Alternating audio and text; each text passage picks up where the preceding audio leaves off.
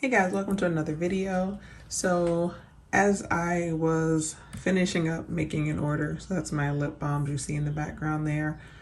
And for this order, it'll just be more cost efficient for me to just use a USPS priority mailbox. But even when I use these boxes, I still like to customize them so that, even on the outside, you see kind of my business. And if you haven't seen my how to customize shipping box video using sublimation, I'll link that below. And so with this box, you still can sublimate on this box, but I tend to just use stickers. So there are a couple of options that you have. So I buy different sticker papers that you can actually run through your inkjet printer, and I get them off of Amazon usually. So this one is a multi-pack holographic. It goes straight through the inkjet printer. It dries pretty quickly. I have an Epson EcoTank printer that I use. Works perfectly. I let it dry for a second and cut it out. Because this isn't white paper, I don't use it on my Cricut. I just cut it with scissors. And then this is just a white matte sticker paper. And they have them, so this one is just a white matte sticker paper. They have some that are waterproof, they have gloss, all kinds of things, and you can print this straight into your printer.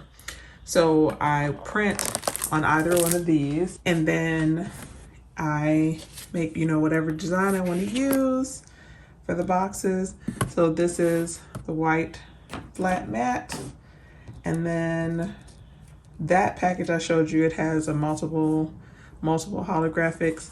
So this is also a sticker that you can peel off, and you can even do this on bags. So for example, I bought probably, I think like 50 of these bags, and they're just purple bags, and I use these like when I'm vending.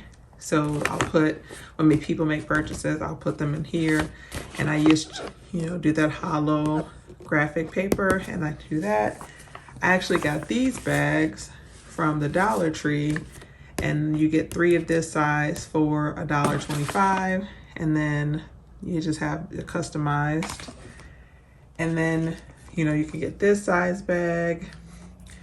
So, and even so I have a surprise box sample size, and so this little box is actually a shipping box, and it's light enough that I could sublimate on it, and I could do that, or I could, the mailing label will go here, but like inside the box I could put a sticker, with my logo, or on the bottom, on the outside. So there are a lot of ways that you can customize things, even if they aren't things that you would think that you could customize. And even with this box, so I bought this packing tape from Vistaprint that has my logo on it, and this actually was pretty reasonable and has lasted me a long time. So when I close this box up, I'm gonna also finish it off with that tape. So really, really simple. I'm gonna go with just the flat matte. I've printed up the stickers, cut it out. I'm gonna do this on one side and then this on the other. Close it up with the tape, and then that really will be it. But then you'll have a box that, although this is, a post office box, it's gonna have, customized, and as long as you don't cover up the postal label, they'll ship it. So I'll just, and this is for when they order the box. And just in case you didn't know, online at USPS.com, you actually can order boxes for free, these shipping boxes. They have all different kinds of sizes. You just go in, place the order, and they literally will deliver them to you for free, which is what I do. And so now that's that side done. So this side will have the packing tape covering it, so I won't put anything on there. And then I'll put my logo with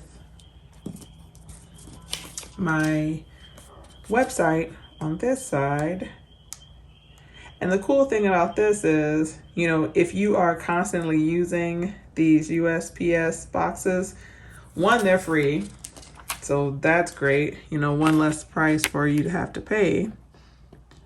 But then you still have a way, you know, to get, you know, some slight customization.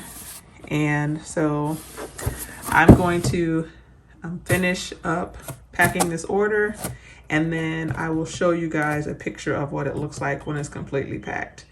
And inside, I'm going to put my, you know, regular packing stuff, close it up, and you're good to go. And then you have a box that, although it's, you know, a post office box, you still have some of your, you know, slight customization. So just wanted to kind of show you that, because sublimation isn't the only way that you can customize things. Stickers are a great option, and you can do like fun holographic ones. You can do more simple matte ones. They have glossy paper. I also like with craft scissors that you can get from Michaels. You can cut them out and then they have like little shapes, and you can use this to stick on things. So there are a lot of things that you can do to customize things with, you know, to just add a little bit of something to your packaging, although, you know, you have a box like this. So hope that this helps. I again will, when this box is packed, I will put a picture up so that you can see, you know, what it looks like. And that's it. Okay guys, so the box is all packed. So as you can see, I have that on that side. That's what the tape looks like. Then the other side, and the tape. And then I'll have the shipping label on top, which of course I'm not going to show because I'm not going to put my customers' private information on the internet. But as you can see, still very much a USPS box.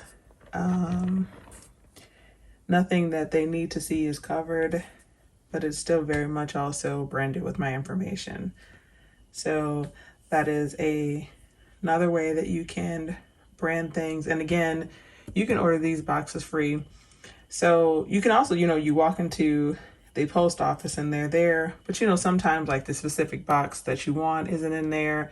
And like, I've never actually seen this size box, which is a 7x7x6 at the post office. So ordering these 25 at a time, and they come pretty quickly.